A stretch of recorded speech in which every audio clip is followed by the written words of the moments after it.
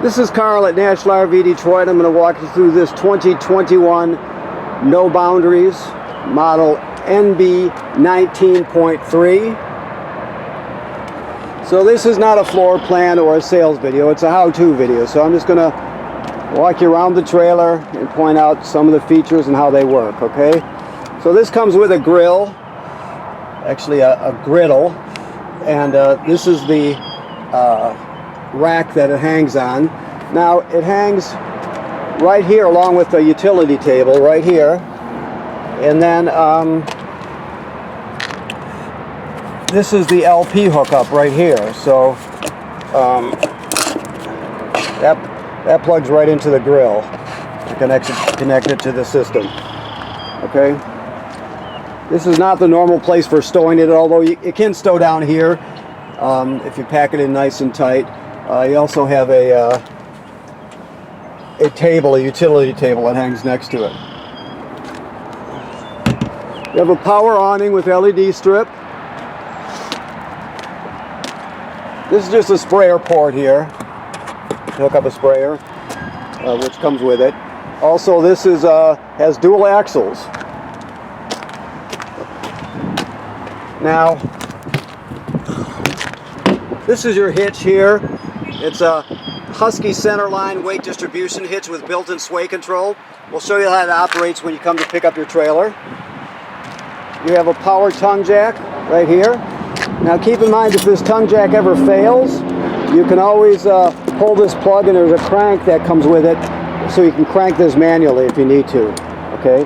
You got LP tank, deep cycle marine battery, and this is the kill switch for the battery if you ever want to shut it off. Okay. This is the crank that goes with the on the power tongue jack, and this is your crank for your stabilizers here. These are low point drain caps here. Okay. Now when it comes to the water, the most common way to get water to the trailer is through the city water hookup right here. You just screw the hose on there, you turn it on, and you're all set. All the plumbing works. Now if you're camping someplace that doesn't have plumbing on the campsite, you can pre-fill your fresh water tank right here and then use the onboard pump to pump the water. Okay.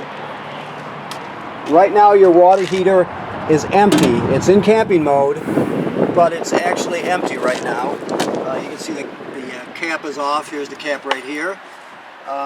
So before you run it, make sure you turn on the hot water, a hot water tap anyway, and just let the tank fill up before you turn on any of the energy sources. Okay, that's important. You never want to run it dry. You have a 30 amp system, so there's a 30 amp 30-foot power cord. This is a black tank flush. So after you dump your black tank right here, there's your valves right there, gray and black.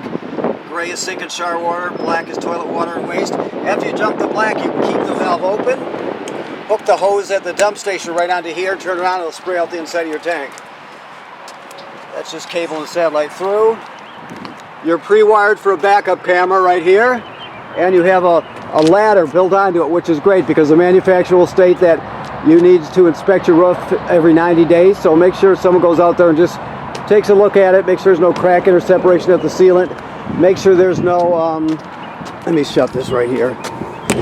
Make sure there's no damage to the roof by low branches or road debris or anything like that. Okay, so here we go inside. Alrighty, so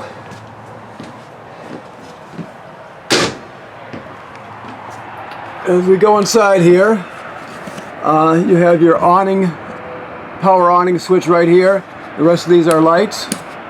Okay, light more lights. If you come down here, these are your tank levels down here. So you can see right here, you got your water heater lighted on gas right there. You also can light it on electric right there. Your water pump is here. Remember, the water pump is to pump water out of the fresh water tank. It's also used to winterize the trailer. And then you can check your levels here. Battery charged, empty, empty, and gray is empty. Well, it will be empty. We just tested it, so it probably hasn't been drained yet. Let me set this like this here so I don't get that on the floor.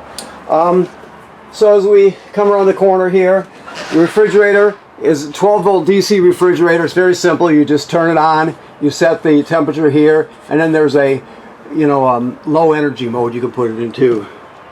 Now down here, this is your carbon monoxide LP gas detector. It should always be green. If it goes off, make sure you take everybody outside, leave the door open, figure out what's going on. This is your power converter. So what this does, it converts to AC to DC power. So you start with 110 AC on this side, right? And those are regular household type circuit breakers. Then over here, it's converted to 12 volt DC on this side. You got 12 volt fuses. Now this is also a battery tender. So when you're plugged in, this will also keep your battery charged. So that's important. Now, so that's the power converter. Now this also has a power inverter, which does the opposite. It goes from 12 volt DC to 110 AC. So under here, just so you can see it under there, hopefully you can see it. If not, it's there. That's the inverter. The switch for the inverter is right here. You just to turn it on. First of all, you don't invert power unless you need to. If you're not going to be running anything off of this, let me look around to see which ones are inverted here. So sometimes they put the sticker on it, sometimes they don't. We'll just have to figure it out for you and let you know before you get here. This one here, what's this one say? Yeah, so it doesn't say. It's probably going to be this one right here that's inverted, meaning you could plug a 110 AC appliance into there and run it off the battery, off of a 12 volt DC battery. Okay, so to do that, you turn this on just like that. You can hear, maybe you can hear it revving up there.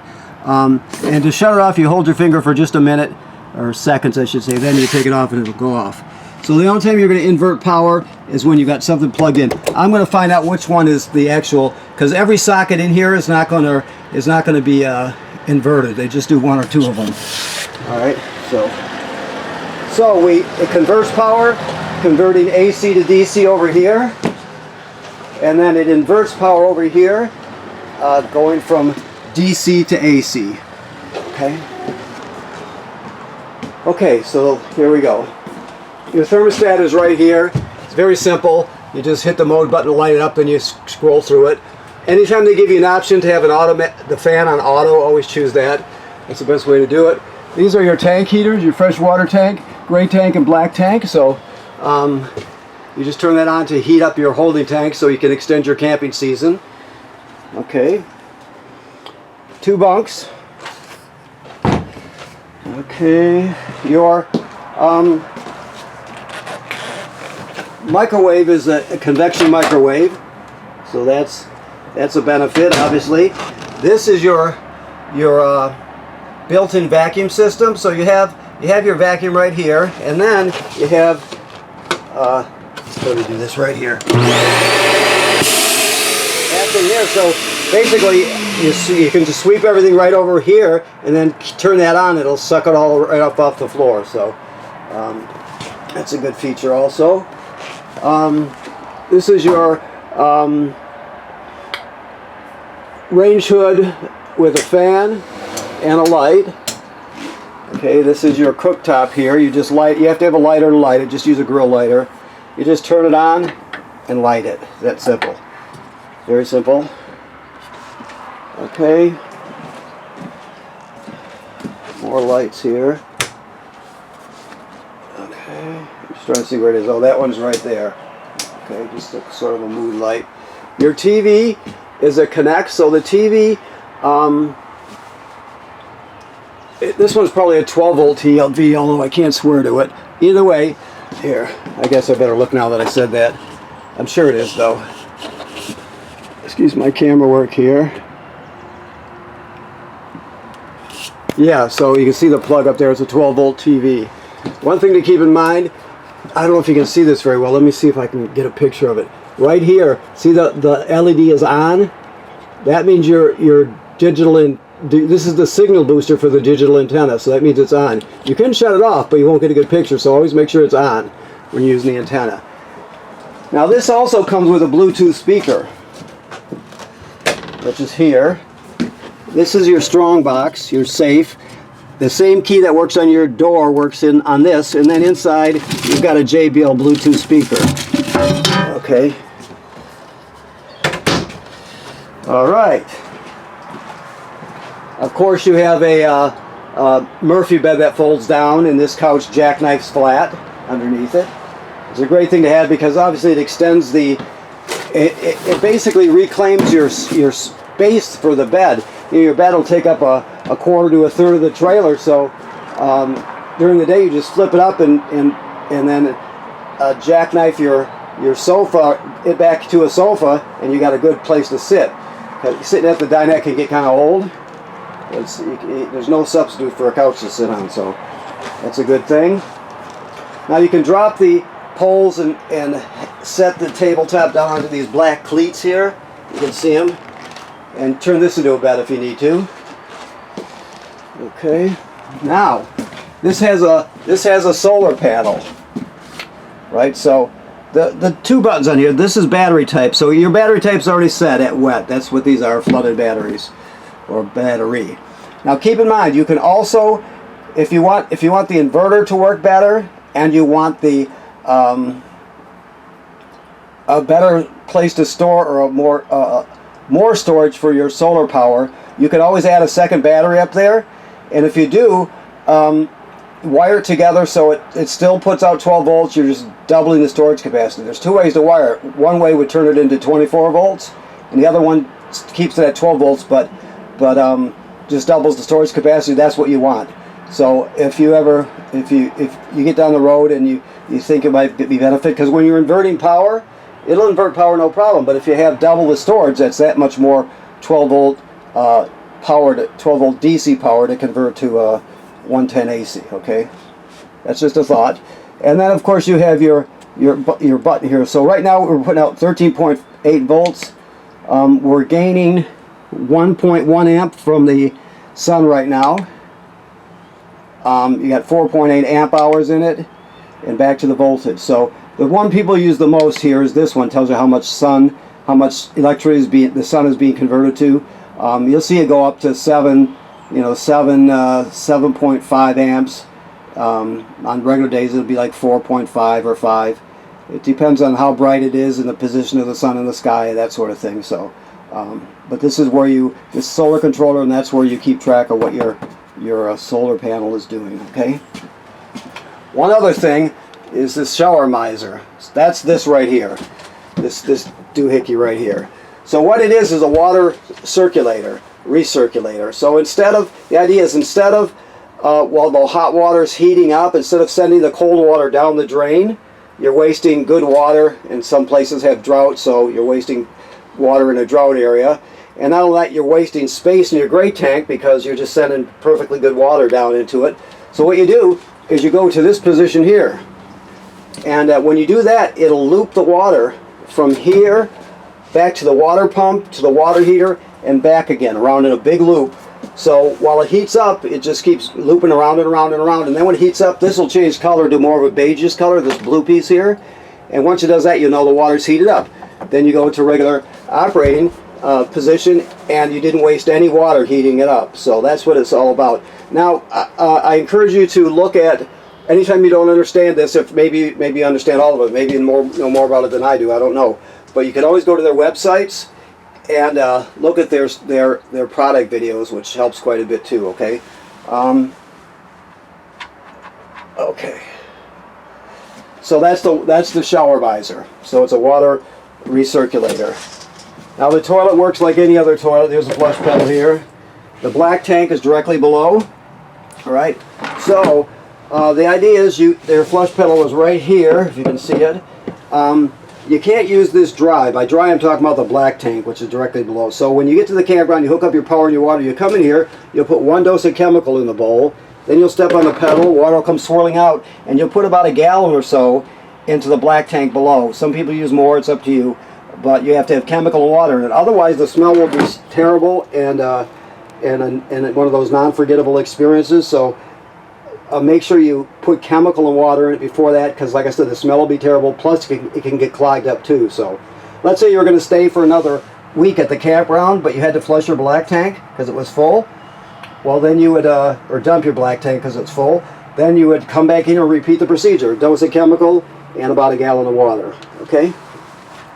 Also, this is a really good fan. It's 4-speed, and it's self-evident how it works. It's 4-speed, and the great thing about it is on those, obviously, vents, and if you use the shower, you want to run that for sure because these trailers are built super tight these days, so you want to vent the humidity out. But if you got a bunch of people over and it's the time of year where you start to get condensation from breath and things like that, you can run that fan on low and it'll pull all the condensation right out. You'll never have an issue with it. So that's another good feature, okay? The escape window works like this. You just push it all the way through, then you grab hold of the red tab and pull the pull the screen out, and then out you go. Okay. So I think that might cover it here. Let me just look around and see what else we've got here. I think that covers it. Obviously, this is your smoke alarm. Like I said, this is carbon dioxide and LP gas down here. Okay, so, alright, I think that covers it. So, I want to thank you for purchasing your trailer here at National RV Detroit. Please remember what this manufacturer states about inspecting the roof every 90 days. You look at the sealant, make sure there's no cracking or separation where water could get into the trailer. Make sure none of the roofing materials or attachments were damaged by a low branch or road debris. You're just protecting your investment, that's all. Odds are you won't have to do anything for a long time, but you're just protecting your investment, okay? And the other thing is, right now there's water in the system because we're right at the time of year where we're starting to send them out without antifreeze in it. But in the water heater's in summer mode, so the valves are in the right position. Just remember, before you turn on the water heater, turn on your hot water and let it fill the tank. The way you know it's full is if you turn it on and the tank is empty, it's going to be spitting air out, right? And as it fills, you'll get a mixture of air and water, and eventually you get solid water coming out of the hot water side. That's when you know your tank's full, okay? Okay, thank you very much.